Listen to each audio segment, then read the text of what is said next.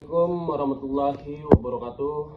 Perkenalkan, nama saya Danang Astuman Dandar dengan NIM 1225011125560. Di sini saya ingin membuat video untuk memenuhi tugas UAS, tugas akhir mata kuliah di semester 7.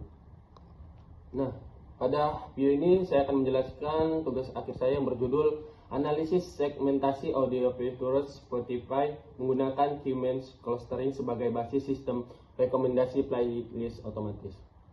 Latar belakang. Pertumbuhan pesat industri musik digital menyebabkan jumlah lagu pada platform streaming seperti Spotify semakin meningkat.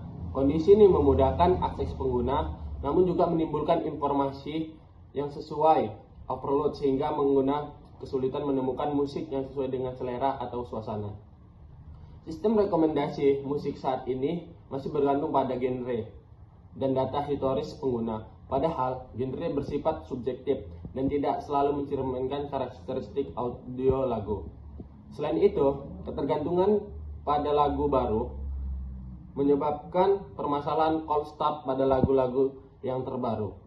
Oleh karena itu, diperlukan pendekatan berbasis fitur audio yang lebih objektif untuk membangun sistem rekomendasi musik yang konsisten dan adil.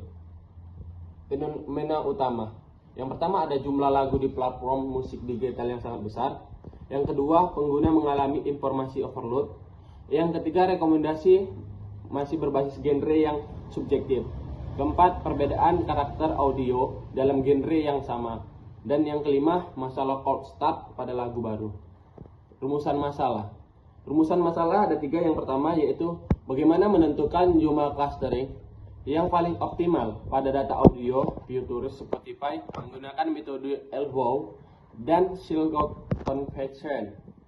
Yang kedua, bagaimana karakteristik dan segmentasi lagu yang berbentuk dari hasil algoritma K-means clustering. Dan yang ketiga, bagaimana mengimplementasikan hasil segmentasi tersebut sebagai basis logika untuk sistem rekomendasi playlist otomatis. Kajian pustaka. Yang pertama ada algoritma K-means clustering. K-means adalah metode user-based learning yang mengelompokkan data ke dalam beberapa cluster berdasarkan jarak terdekat ke centroid menggunakan jarak Euclidean. Algoritma ini efisien dan cocok untuk data besar seperti fitur audio musik. Yang kedua, audio fitur Spotify. Nah, audio fitur Spotify ini merupakan metadata teknis yang mempresentasikan karakteristik dan suasana lagu secara kuantitatif. Fitur ini digunakan sebagai variabel utama untuk mengelompokkan lagu secara objektif tanpa bergantung pada genre. 3. Metode evaluasi cluster. Evaluasi cluster ini dilakukan untuk menentukan jumlah cluster optimal dan kualitas hasil pengelompokan. Metode yang digunakan adalah LVO method dan Silk Convention. Yang keempat, ada sistem rekomendasi berbasis konten. Nah, di sistem ini, rekomendasi berbasis konten merupakan rekomendasi lagu berdasarkan kesamaan karakteristik audio. Lagu dalam cluster yang sama direkomendasikan dalam satu playlist yang konsisten dan mampu mengatasi masalah cold start. Dan yang kelima yaitu Knowledge Discovery in Database atau KDD. KDD merupakan kerangka kerja untuk menemukan pola dari data melalui tahapan seleksi, processing, transformasi, dan data mining dan evaluasi. Metodologi ini merupakan untuk menghasilkan segmentasi lagu yang menjadi dasar sistem rekomendasi otomatis. Nah, di sini saya mengambil penelitian yang terkait. Yang pertama ada judul penelitian penerapan metode K-means clustering untuk pengelompokan musik berdasarkan karakteristik audio. Peneliti dan tahun yaitu Sulhiana dan Poutama tahun 2025. Hasil penelitian yaitu berhasil mengelompokkan musik berdasarkan kesamaan fitur audio, namun hanya difokuskan pada visualisasi data tanpa implementasi sistem rekomendasi. Yang kedua ada judul segmentasi pengguna Spotify berdasarkan preferensi musik dengan algoritma K-means clustering.